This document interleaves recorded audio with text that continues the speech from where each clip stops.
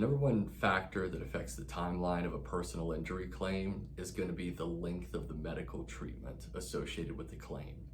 At our office, we divide a personal injury claim that is with the insurance company but not in court into three different sections. The first section is an investigation phase, and that lasts 60 days. That's just for us to get up to speed on what's happened in the case before we got involved and make sure that we think it's viable after we look at that data.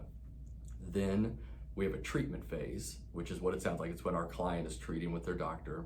And at the end, we have a negotiation phase. And that negotiation phase, we like to have started on the last day of treatment. We like to get a demand package out for settlement within 30 days of the last day of treatment.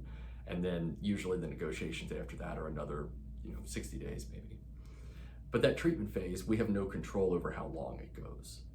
And so a lot of the time when we see that a case in our system has lasted for something like 2 years and we say, why did that happen? We look into it, and when I say we, I mean the management. And we find out that most of that time was actually with treatment, where we were keeping ourselves ready to go. We were getting the medical records and the bills in, but we couldn't really do very much beyond that because we didn't know how that treatment was going to develop. Our client doesn't know that, and the doctor probably doesn't know where it's going to end up either.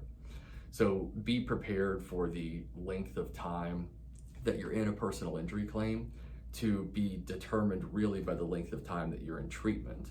And then when you're asking your lawyer to get things moving, you have to think of it in terms of, well, getting moving from what point? And that point is, for example, when you stop treating, was your lawyer able to get the last of the records and bills in, craft a demand package, and get that out to an adjuster within a reasonable time after the last date of treatment? But you can't expect the attorney to measure everything from the date that you were injured, because there are just factors in there that are beyond our control.